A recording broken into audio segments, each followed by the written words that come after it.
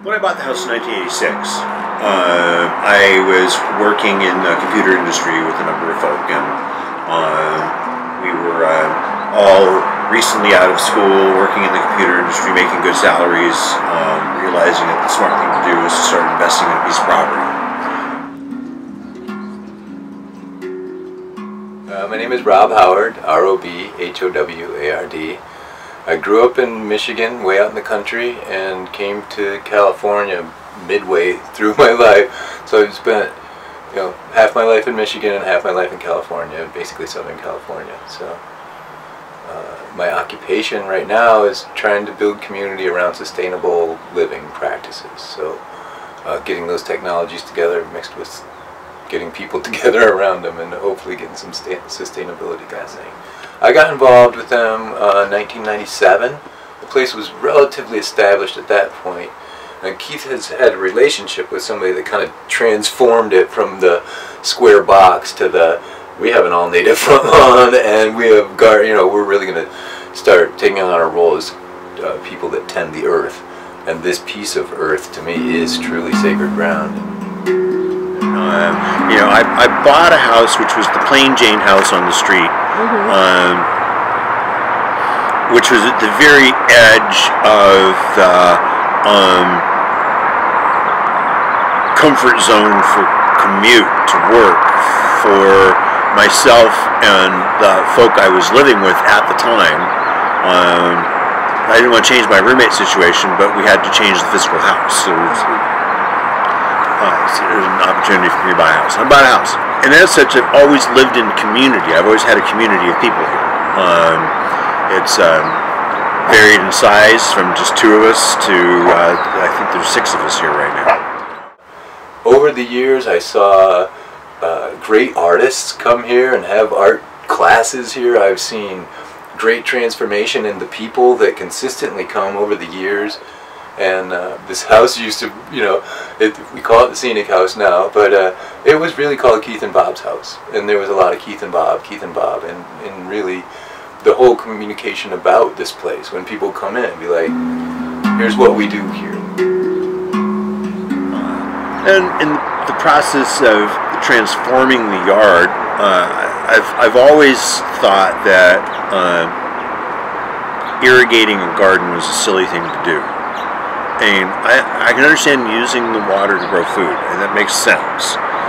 But for us to be growing lawn in the desert just doesn't make any sense. It's not good for anything. I mean, granted, they're pretty and it's nice to roll around on a lawn. That's what parks are for. And the amount of water that landscaping takes if you have a lawn is just outrageous. So I decided to mow the lawn with a rototiller. And the sprinkler system kind of came up with it. Oops.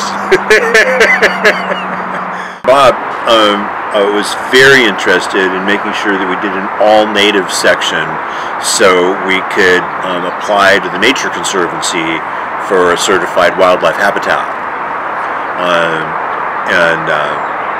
We did that, and we did that.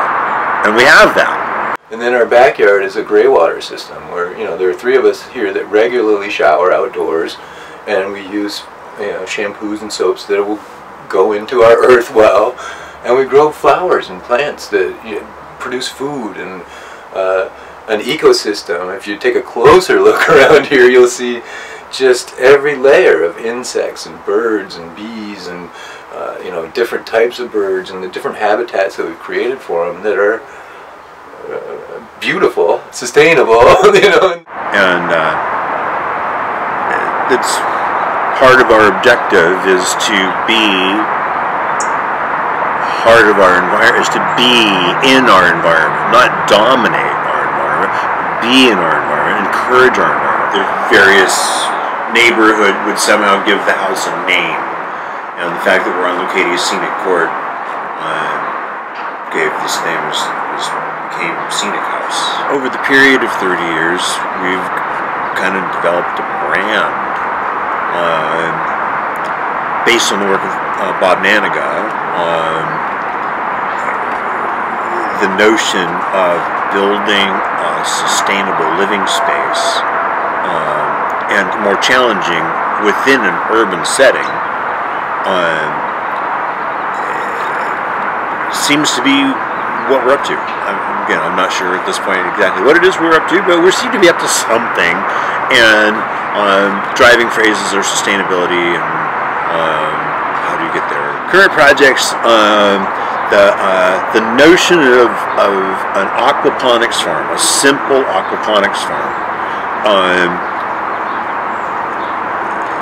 to make aquaponics accessible to the general public as a novelty item occurs to me as one of those steps in the process. But a small fish tank with one or two plants on top, and I'm thinking, okay, this is the kind of thing that you can have in an executive's office. They've got their cute little betta fish, and they've got the stevia that they can put in their tea. How fabulous could that be? So, yeah, can we do this? And that's our current project, actually. And, we just had a big event, Earth Fair, where we tried to figure out what the community can absorb, how to approach what we're going to do with our sustainability idea, and how to bring it to the public. Because everybody's going, oh, that'd be a cool fountain. That could feed you. You know? This place has always been a healing, clearing space for me, so it gives me an opportunity to reconnect and to walk barefoot and to not have an agenda and to truly be honest with nature. So if people do dare to walk barefoot more often and do dare to put themselves out in a way, it's like, hey, I wonder if this would work if I try it, you know? I think that's what my message is to people. So if we don't find what resonates from our hearts, if we don't have for me it's my feet and the soul touching, but if our soul is not connected, then we're lost. So if it takes a fellow tribe member, if it takes reaching out for tribe, if it takes reaching in to find what your true beat is. I would like for it to be the case that my great nephews and great nieces have even a shred of quality of life that I've had on this planet. The only hope is that some clever folk will manage to survive the upcoming Holocausts. And I would like to have created some sustainable spaces for my friends and family to hang out.